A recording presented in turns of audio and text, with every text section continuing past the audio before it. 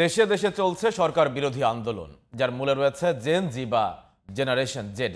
এশিয়ার দেশ শ্রীলঙ্কা, নেপাল, বাংলাদেশ থেকে শুরু করে জেনজিদের প্রতিবাদে মাদাগাস্কারে উৎখাত হয়েছে স্বৈরশাসক। এ প্রজন্মই আজ সাহসিকতার অনন্য প্রতীক। মাহিমা হোসেনের রিপোর্ট। বলা হয় সাহস সংক্রামক, আর দিনে দিনে সেই সাহসিকতার অনন্য প্রতীক হয়ে উঠছে জেন জি বা জেনারেশন জেড। দেশে দেশে অন্যায়ের বিরুদ্ধে বুক চিরে দাঁড়াচ্ছে, শাসকের চোখে চোখ রেখে প্রশ্ন তুলছে এই প্রজন্ম। প্রতিবাদের মশাল হাতে ভেঙে চুরে একাকার করে দিচ্ছে স্বৈরতান্ত্রিক শাসন ব্যবস্থাকে। যাদের বদনাম ছিল মোবাইল বা ট্যাবে মুখ গুজে থাকার জন্য, তারাই লড়াই করছে স্বদেশের জন্য, মানুষের অধিকারের জন্য। শুরুটা হয় এশিয়ার দেশ শ্রীলঙ্কা থেকে। 2022 সালে ব্যাপক মূল্যস্ফীতি আর বৈদেশিক রিজার্ভের তলানি সাধারণ মানুষের দৈনন্দিন জীবনকে দুর্বিষহ করে তুলেছিল। এর প্রতিবাদে তীব্র আন্দোলন গড়ে তুলে সরকারকে ক্ষমতা ছেড়ে পালিয়ে যেতে বাধ্য করেছিল তরুণেরা।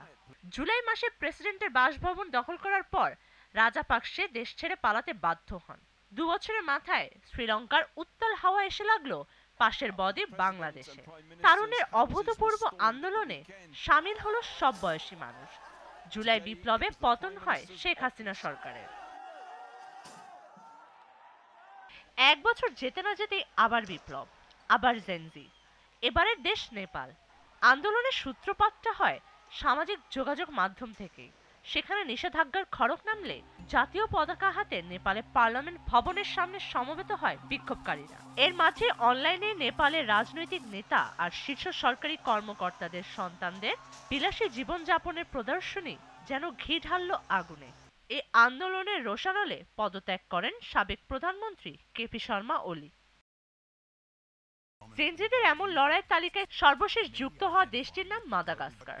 বিদ্যুৎ ও পানির সংকটকে কেন্দ্র করে গত 25 সেপ্টেম্বর থেকে মাদাগাস্কারের তরুণ প্রজন্মের নেতৃত্বে চলছিল সরকার বিরোধী বিক্ষোভ, যার চূড়ান্ত ফল দেশটির প্রেসিডেন্ট আন্দ্রে রাজোয়েলিনার দেশ ছেড়ে ফ্রান্সে পলায়ন। Mahima Hossain, GTV news.